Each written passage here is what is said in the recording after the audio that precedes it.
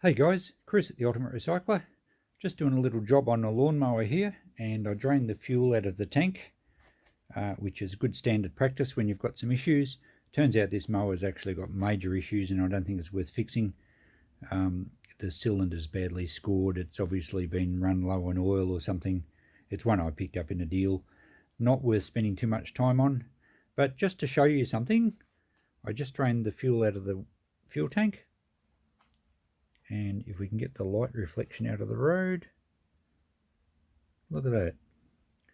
Now, many of you will know what that is, but quite a lot of you won't.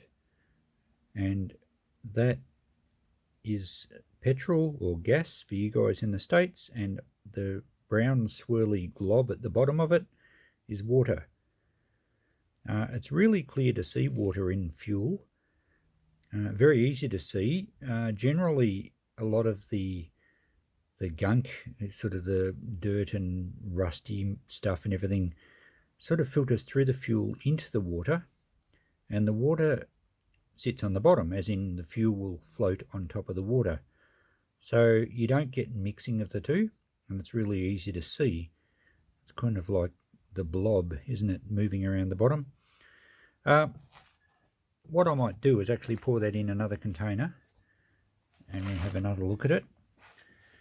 Now, what happens with water is that it accumulates at the bottom of a tank, whether it be your car, petrol tank, your lawnmower, as in here, your chainsaw, or even at the big underground fuel tanks at the service station where you fill up your car with petrol. Water accumulates at the bottom. It goes to the lowest point, and it's probably easier to see in the other one, but you can see it tracking around there. But what happens, that presents a problem in engines. Obviously, water is bad in the fuel system of an engine, and most engines have decent filters to take it out. But in lawnmowers, for example, you don't really have a complicated filter. In fact, these don't usually have any filter at all, other than maybe a little screen in the bottom of the tank. So the bottom of the tank, the water accumulates, which means it's the first to get sucked through into the fuel bowl. Now, it not only will stop your engine running, but it can do long-term damage if it's sitting in there. And I'll try and take the bowl off now. I haven't taken it off yet. I'll try and take the bowl off without spilling too much fuel at the bottom, and we'll see if there's water in the bowl. And see, I don't know how long it's been there, if it has been in there. I assume some would have got in there because there's enough in the tank that would have flowed through. So let's take the bowl off and have a look. Now, I'll get a socket under there. It's a 1/2 inch socket. Being a Briggs & Stratton engine, it's an American engine, and all the bolts will be imperial sizes. So now that we've loosened it, the fuel and the water is actually going to drain out, but we'll try and undo it without losing too much.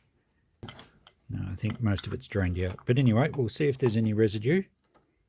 Alright, so there we go. We've still got some in there. And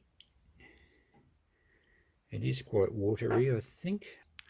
It hasn't done any damage, so it hasn't been in there for very long. I'd suggest that the fuel may have been, that's the main jet, and there's a bit of muck there. I don't know how well you can see that.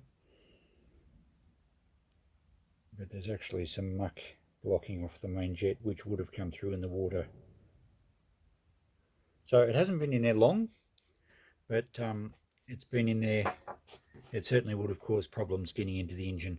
This would be a pretty easy fix if the rest of the engine was okay.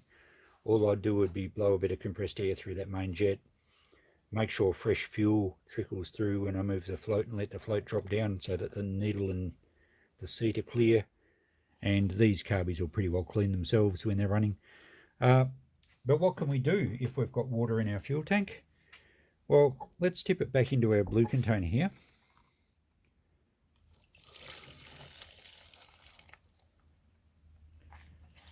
And it's very clear to see in here. Now, if you've got a bit of water, or you suspect that there's water in your fuel tank, by all means drain it out. But there could well still be little bits in the lower part of this fuel tank here. So rather than try and take the tank off and flush it all out and dry it out with compressed air and go to all that sort of trouble, you can absorb a little bit of water with some methylated spirits. We'll pour a little bit in this container now and just see if it does go any way to absorbing the water.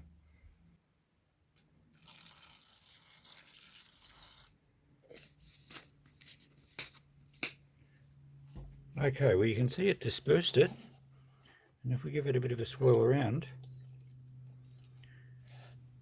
the water's still in there, but it has dispersed it, and you will find that the methylated spirits will help absorb some of the water, and it will be consumed through with the fuel, and the engine will still run.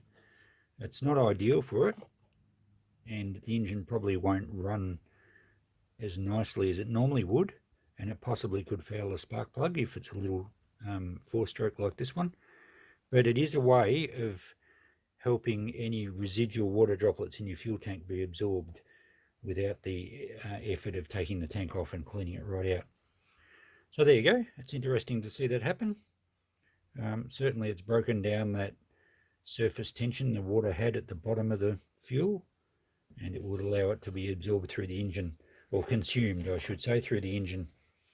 So there's a little trick for you. Hope it might help get you out of trouble in the future. Water is the enemy of engines as far as being in the fuel system goes, and we're always best perhaps to drain our tanks or put a little inline filter in. Sometimes you can buy aftermarket inline filters that go in the line. It's a good idea, I think, particularly if you're not too sure of the quality of the fuel you get. The other thing is probably a good practice is when you're draining out your little fuel container into your various engines, don't use the last bit of it. Never tip it all through. Always just whatever's left in the bottom, tip out into a container, and it'll give you a good idea if the fuel's contaminated at all. Okay, thanks for watching. Just a quick video this time. We'll catch you in the next one.